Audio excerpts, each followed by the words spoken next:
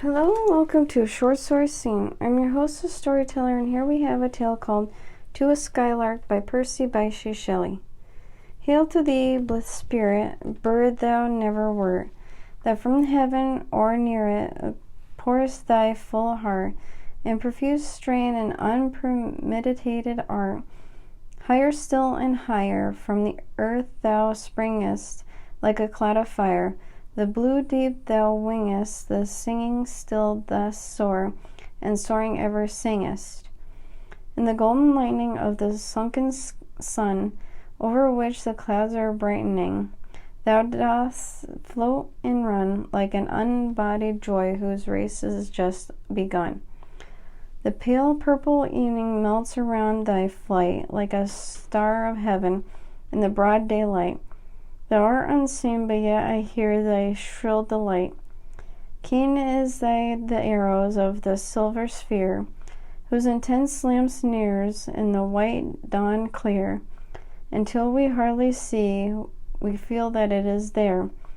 All the earth and the air with thy voice is loud, as were the night is bare. From only lonely cloud the moon rains out her beams, and heaven is overflowed. What thou art we know not, what is the most like thee. From rainbow clouds from the flow not, drops so bright to see, as from thy presence showers a rain of melody. Like a poet hidden in the light of thought, singing hymns unbidden, till the world is wrought to sympathy with hopes and fears is heeded not.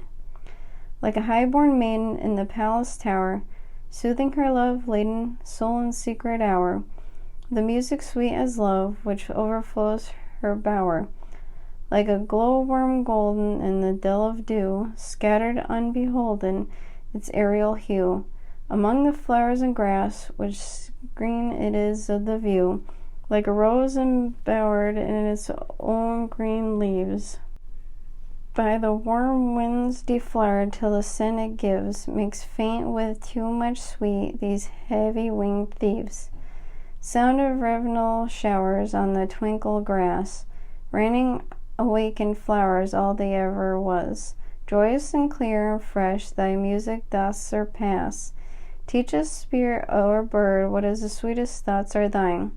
I have never heard a praise of the love of wine, and panted froth and flood of rapture so divine.